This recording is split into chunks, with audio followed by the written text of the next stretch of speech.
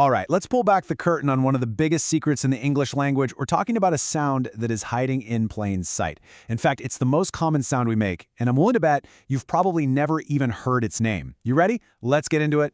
So let me just ask you this straight up. If you had to guess, what do you think is the most frequent sound in English? Is it a consonant like s or t, or a vowel like e? Go on, just take a guess.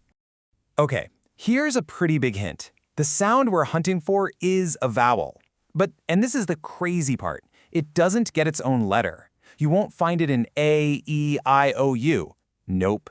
It's a total master of disguise, showing up everywhere, but staying completely anonymous. So if it doesn't have a letter, where in the world do we find this phantom sound? Well, the secret isn't in the letters we write, but in the rhythm, the actual music of the words we speak. The clue is hiding in the syllables. And the key here is something called the unstressed syllable. You know how in any word with a couple of parts, one part gets all the emphasis, it's a little louder, a little clearer, while the other parts are unstressed. They're kind of spoken more quickly, a bit softer, more relaxed. And that relaxed, unstressed syllable, well, that's exactly where our sound is hiding. All right, I really want you to listen carefully now. I'm going to say a couple of words, and all you have to do is try to hear that softer, weaker, unstressed part of the word. That's it. You ready? Okay, first word, cycle. Hear that? Cycle. The sigh is strong, right? But the cull is weak. It kind of shrinks down to this soft sound, doesn't it? Cycle. That's the sound we're looking for. Let's try one more. How about composed? See, this time the weak part is right at the beginning. It's not a sharp come, it's more of a lazy come. Composed. There it is again. That same soft, neutral sound. So get this. That little sound you were just hearing, that lazy, quiet, that kind of lives in the background of our words, that is the single most common sound in the entire English language. Wild, right? So now that we've finally pinned down our phantom sound, I think it's about time we give this ghost a name. It's called the schwa. I know, it's a bit of a weird name, but that's what linguists call that super common, humble sound, the schwa. And that brings up a really good question, doesn't it? If we're saying the schwa constantly, in words like about, taken, pencil, supply, constantly, why on earth aren't we taught about it in school? Why is its name such a secret? Well, here's why, and this is the part that blows my mind. The schwa isn't a letter. It's more like a job.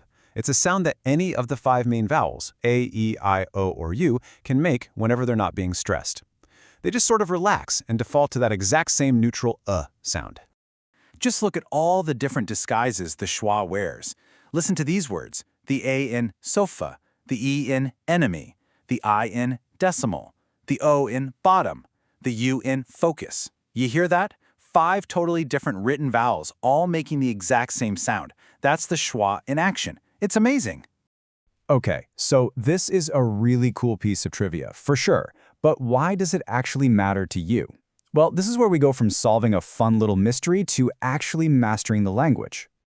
It matters because once you can hear the schwa, it's like you've found a secret decoder ring. It can seriously, dramatically improve your ability to figure out and spell some of the trickiest words in English.